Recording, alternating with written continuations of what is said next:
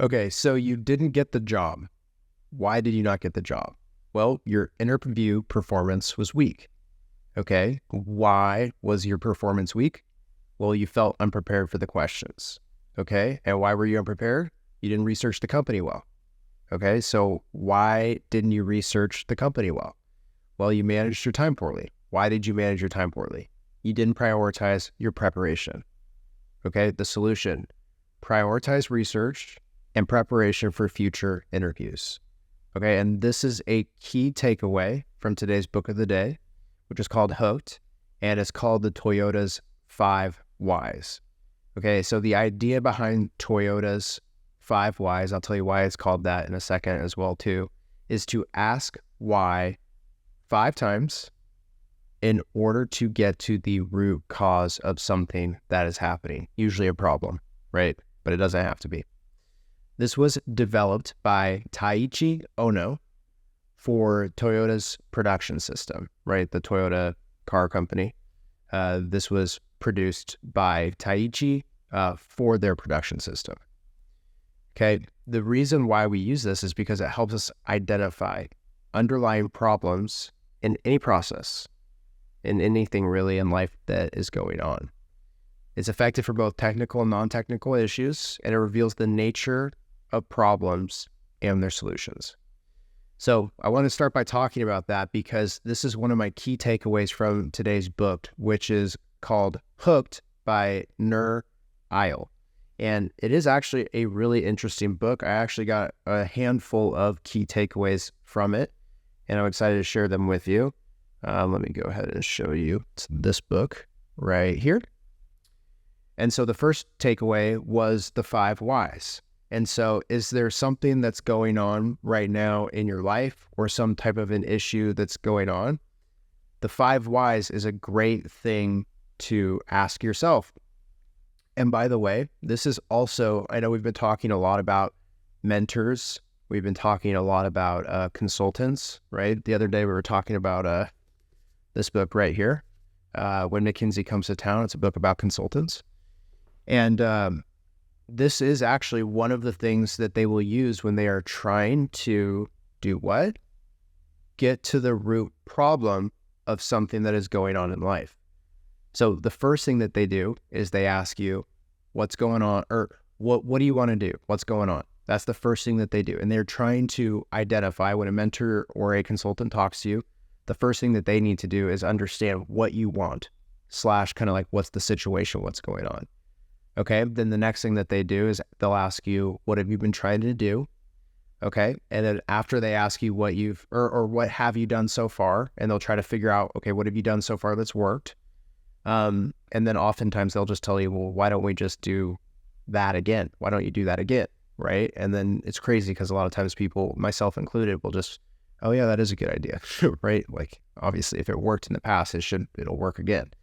And so anyways, but sometimes there are underlying problems in there. And when when a consultant or a mentor is having that conversation with you, they'll, usually the person that is receiving the mentorship and the consulting, they'll say, well, I would do this, but I'm having this problem and it's blah, blah, blah. And they'll say, okay. Then they will literally whip out the 5 Whys and they will use it on you to get to the root problem. They will ask you why. Okay, well, why is that happening? Oh, it's happening because of this. Okay. Why is it happening because of that? How is that happening? Oh, well, it's because of this. And then eventually they will be able to corner it into the what? The root problem. So do you have a major problem that you are trying to solve? Try asking yourself the question 5 times. Ask yourself why 5 times. You can also ask ChatGPT to do this with you. I haven't tried this, but it will work for this.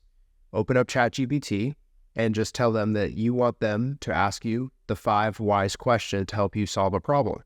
And then just be very descriptive with what the problem is and allow ChatGPT to ask you the question why 5 times, go back and forth with it and see what the potential solution is in order to solve your root problems. I'm not making enough money.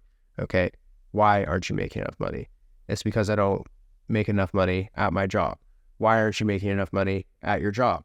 It's because they only pay, X dollars per hour. Why do they only pay X dollars per hour? Because it's not a super high value position that, it's not a super high value position. Okay, why is it not a super high value position? Because it's really easy to do. Okay, so solution might be we need to increase skill sets and, try to increase our skill sets and go out there and go after another job, right? That might be the solution right there, for example. So Hooked is really, though, it's really a book about creating products, right? It's not, a lot of times when I read books, I'm just trying to get self-development stuff out of there, because if we think about it, if we just develop ourselves, everything else will solve itself, right? I mean, we can learn all this, technical business stuff as we go, and we need to learn a lot of that stuff anyways. But really, if we can just kind of take control of ourselves and our life, then that's all we need to do. So when creating products, though, we want to create painkillers as opposed to vitamins. And so the difference between the two is that a painkiller removes some crazy serious pain that you're having in your life. And that can come in many forms. And it doesn't mean like physical pain necessarily, but it could. And a vitamin is just something that kind of helps a little bit, right? But it's kind of hard to see if it even does help, right? But you take them anyways. That's kind of the idea, is like a painkiller gives you something for sure. It relieves pain. Pain is terrible. It helps take that pain away. Vitamin helps you be a little bit healthier, maybe makes you feel a little bit better about yourself. But if you have a serious pain, a painkiller will be more helpful than a vitamin will be in their separate moments, right? And so the idea is that when we create products, and this could be a product or a service, we want to be able to take pain away from our customers, okay? And so that's kind of really one of the main points in the book, is that we want to take pain away from our clients or our customers, depending on if we're doing a product or a service. Okay. The other thing that they talked about in the book here a little bit are habits versus addictions. And so the whole thing with the book is that we want to create products that our customers form as a habit, meaning that they use whatever it is that we're doing over and over and over again. We want to form a habit for them. But there's a difference between a habit and an addiction. Habits are beneficial and addictions are harmful. For example, a habit of going to the gym and working out 5 days per week, that's gonna be a good thing, right? That's healthy. That's trying to get ourselves to live longer. But drinking alcohol in excessive amounts every single day and being an alcoholic, that's an addiction. That's harmful. That hurts us. Okay, and so the idea is that we want to create products or services that our customers create habits around, but not addictions, right? Because we don't want to hurt anyone. Like cigarettes is an example of an addiction, right? But they sell like crazy. We don't want to do that, right? We don't want to sell things that potentially harm people. We want to sell things that help people, right? They take pain away from people. They're good for people. And so if you're creating a product or a service or anything like that, remember and try, and I'm saying this for myself, remember to try and create things that form habits and not addictions. Now, let's talk about the Hooked model. There's two things that I have left to talk about from this book. The Hooked model explains how to form habits through triggers, actions, rewards, and investments. So let's talk about each of those. So a trigger is an external or internal cue that prompts an action. So it's a trigger. The next is action, simple behaviors in anticipation of a reward. Okay? The reward, variable outcomes that satisfy user needs. And then the last one is investments, actions that increase the likelihood of future use. So when we're creating a product, we want to try to keep the hooked model in mind. That way, we can create something where there's a trigger that triggers the person to need whatever it is, and then it prompts them to take an action, right? And an action on moving towards getting a reward. And then after that reward, it reminds them to make an investment into using it again in the future. So that's the hooked model from the book. And I got two last little notes here. Actually, it's kind of just one kind of combined note. And it's a quote from the book, and it comes from Warren Buffett, the famous investor. And Warren Buffett says, you can determine the strength of a business over time by the amount of agony they go through in raising prices. And so with the hooked model in place and creating products and services that are formed around creating habits, if you have helped your customers form habits around your products and your services, then if you go and you raise prices, you really should not get too much negative pushback. And I think, well, he says agony, right? So not negative pushback. Of course, when prices go up on things, people will usually push back a little bit on that. But he says agony.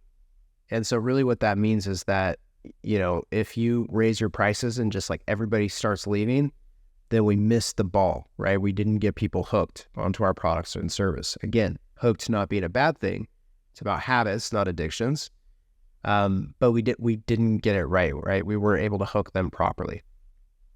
And so if you're building a business, if you're doing a job even, remember the hooked model and try to build things or make yourself a product of something that relieves people of a lot of pain and helps form a habit, because people will consistently want to have that pain removed from them on a daily or at least a reoccurring basis.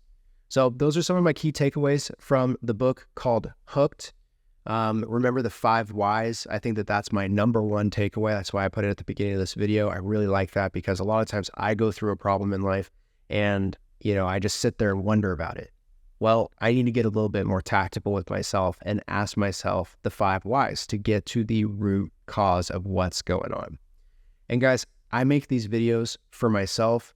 I read one business book every day, Monday through Friday, and then I take little notes and from key takeaways that I have as I'm reading them, and then I make these videos so that I can retain the information for myself, because a lot of times I do books via audiobook, and that's not, for me personally, that's not the best way that I learn, but it is a way that I can read a lot of volume on a reoccurring basis. So I listen to my audiobooks, then I take notes. I usually use like a little voice recorder thing that I have, and I take those notes and then I put them together and I take my top key takeaways and then I make a little video like this and I talk about it. It helps me retain this information. Might be something that even you want to try. It's great.